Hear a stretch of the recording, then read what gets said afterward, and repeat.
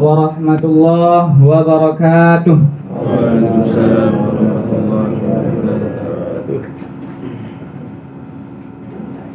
Alhamdulillahi rabbil alamin wal 'aqibatu lil muttaqin wala 'udwana illa 'alal zalimin.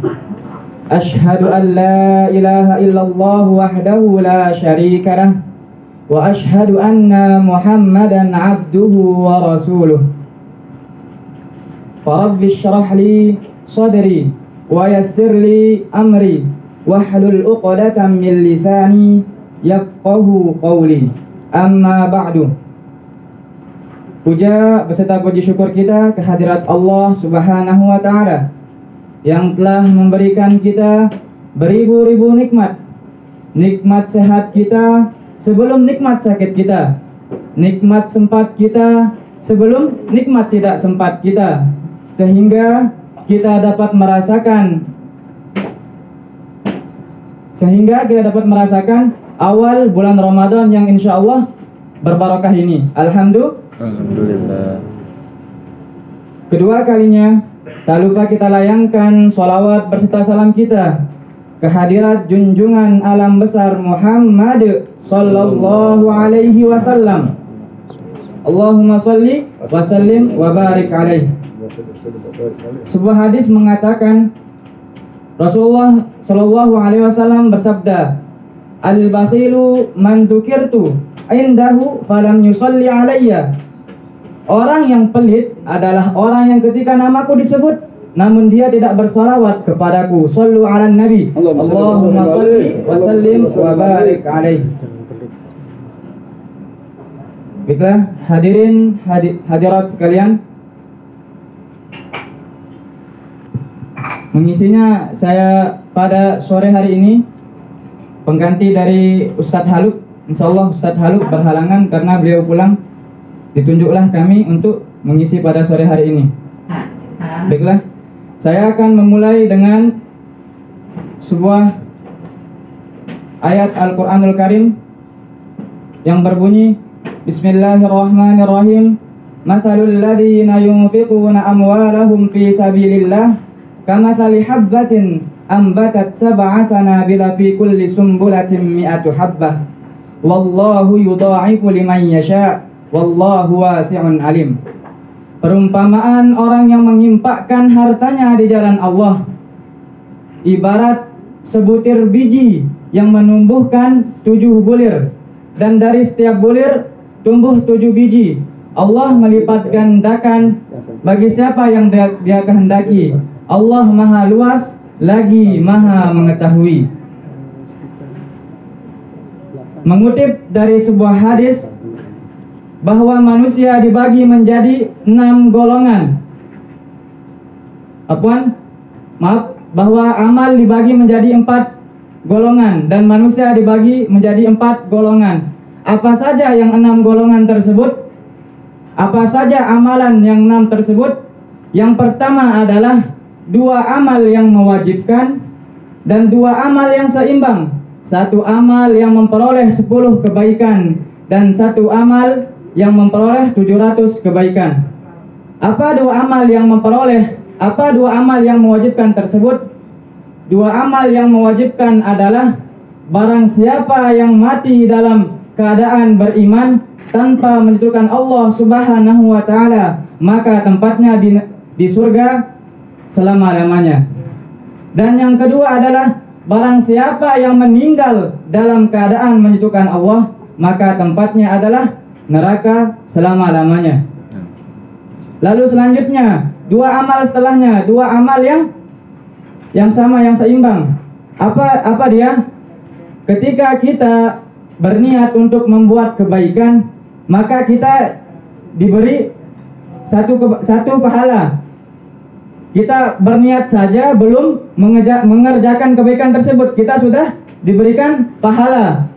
Lalu yang keempat adalah kita berbuat maksiat, dibalas juga 1 kejelekan. Kita berniat saja tapi belum mengerjakan sebuah kejelekan, maka tidak ditulis. Beda halnya dengan kebaikan. Kita sudah meniatkan berbuat kebaikan. Oh, misalnya nanti saya ingin berinfak. Baru berniat saja, tapi sudah ditulis kebaikannya, apalagi kita berinfak. Beda halnya dengan kejelekan. Ketika kita berniat membuat kejelekan, namun belum dikerjakan, maka itu belum ditulis. Begitulah Rahman dan Rahimnya Allah Subhanahu wa Ta'ala. Lalu selanjutnya, yang kelima, amalan yang memberikan 10 kebaikan. Apa itu amalan yang memberikan 10 kebaikan? Semua kebaikan yang kita kerjakan, maka akan dibalas 10 kebaikan. Kita berbuat baik kepada orang, kebaikan. Tabassam fi wajhi akhika sedekah. Tersenyum kepada orang lain itu juga sedekah, sudah mendapat 10 kebaikan. Lalu yang terakhir adalah amal yang mendatangkan 700 kebaikan atau pahala. Apa itu? Berinfak di jalan Allah Subhanahu wa Ta'ala. Seperti ayat yang tadi yang saya sebutkan pertama, satu biji tumbuh kepadanya 7 tangkai, dan dari setiap tangkai ada 100 biji. Jadi dalam 7 itu, dalam setiap biji maka ada 100. Inilah perumpamaan orang yang menginfakkan hartanya kepada jalan Allah Subhanahu wa Ta'ala. Lalu selanjutnya, manusia itu dibagi menjadi 4 golongan. Yang pertama adalah yang kaya di dunia dan kaya di akhirat. Apa itu yang kaya di dunia dan kaya di akhirat? Orang yang dermawan, orang yang mempunyai harta lebih dan menginfakkan hartanya di jalan Allah Subhanahu wa Ta'ala. Dialah orang yang kaya di dunia dan kaya juga di akhirat. Yang kedua adalah kaya di dunia, miskin di akhirat. Siapa itu? Orang yang bakhil atau orang yang pelit, yang mempunyai harta lebih namun tidak menginfakkannya. Yang ketiga adalah orang yang miskin di dunia namun kaya di akhirat.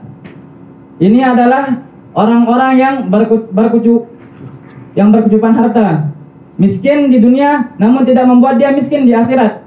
Dia selalu mengerjakan amal kebaikan, berinfak semampunya. Lalu selanjutnya adalah sudah miskin di dunia, miskin pula di akhirat. Na'udzubillahi min syarri dzalika.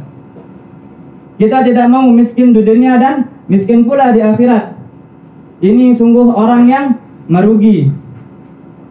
Hadirin dan hadirat sekalian, jika kita berbicara pada bulan Ramadan, maka amalan yang dianjurkan adalah bersedekah atau berinfak di bulan Ramadan. Rasulullah SAW pernah ditanya, "Ya Rasulullah, ayu shadaqatin afdalu? Sedekah apakah yang paling afdal?" Qala shadaqatu fi Ramadana. Rasulullah menjawab, sedekah di bulan Ramadan. Jadinya perbanyaklah sedekah di bulan Ramadan. Ini adalah bulan yang agung. Dilipat gandakan semua kebaikan. Jika kita berbicara tentang harta, tentang kebahagiaan, maka kuncinya adalah di hati. Kenapa di hati? Di manakah letak bahagia? Apa definisi dari sebuah kebahagiaan? Bahagia adalah sesuatu yang tidak bisa nampak dilihat oleh mata, namun bisa dirasakan oleh hati. Para hadirin sekalian, hati adalah ujung tombak semua itu. Jika kita merasa cukup, maka itu lebih baik. Perlu ditanamkan dalam kita adalah rasa cukup, sifat qanaah, yang dinamakan sifat qanaah. Banyak orang yang mempunyai harta lebih, namun dia tidak pernah merasa cukup. Karena kenapa? Karena dia tidak merasa cukup, tidak merasakan kebahagiaan di hatinya. Lalu bagaimana cara kita membuat hati kita bahagia di bulan Ramadan yang berbahagia ini? Al-Quran diturunkan pada bulan ini. Bahan bakar hati adalah Al-Quran. Jika kita mau hidup bahagia, maka perbanyaklah baca Al-Quran.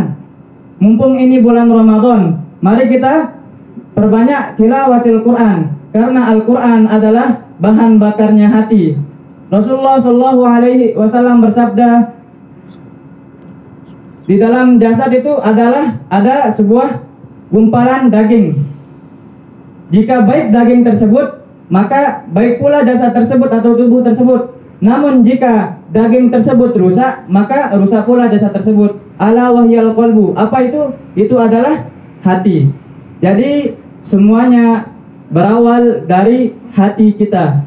Mari kita sucikan hati kita di bulan Ramadan yang berbahagia ini. Umur tidak ada yang tahu. Tidak ada yang dapat menjamin kita besok hidup. Maka jadikan Ramadan hari ini ibarat Ramadan terakhir kita. Kenapa? Supaya bisa mengacu kita berbuat lebih untuk berbuat kebaikan.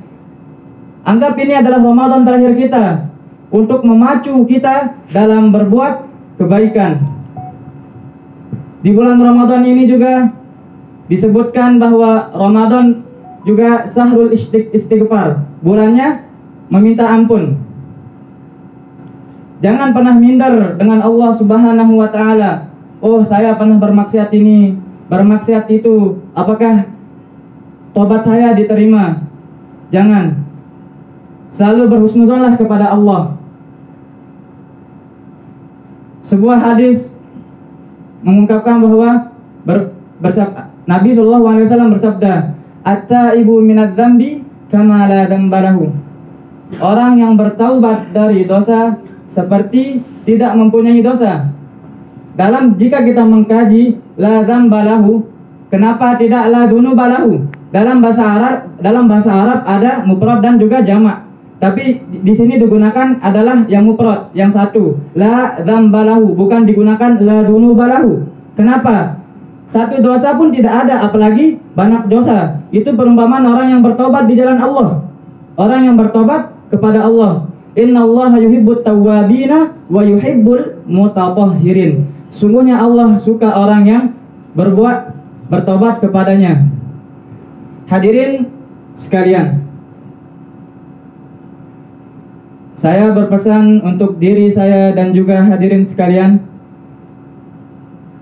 bahwa hidup ini sementara. Tidak ada yang tahu kapan kita meninggal. Kullu nafsin dha'iqatul maut. Aynama takunu yudrikkumul maut. Dimanapun kalian berada, maka kalian pasti akan merasakan sebuah kematian. Maka tadi, jika kita mau berbahagia di dunia, kuncinya ada di hati. Banyak berinfak karena hati adalah sumber segalanya. Mari kita tanamkan dalam diri kita sifat qanaah, merasa cukup. Jika kita tidak mempunyai sikap ini, maka kita tidak pernah merasakan yang namanya cukup. Di dunia juga kita perlu untuk berzuhud. Definisi zuhud oleh Imam Haddad adalah alla yaqrah bil mawjud wa la yahzan bil maqbud. Apa artinya? Alla yaqrah bil mawjud, dia tidak bahagia dengan apa yang ada, dan dia tidak sedih dengan apa yang tidak ada. Wa la yahzan bil maqbud, apa yang kita pakai kita syukuri.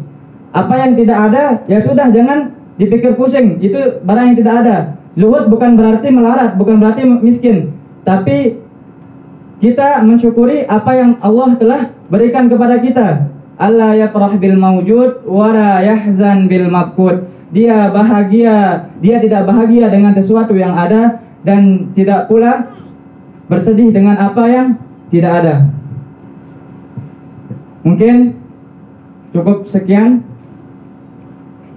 Salah dan kurang dari saya sendiri, dan lebih dan kebenaran semua datang dari Allah Subhanahu wa taala.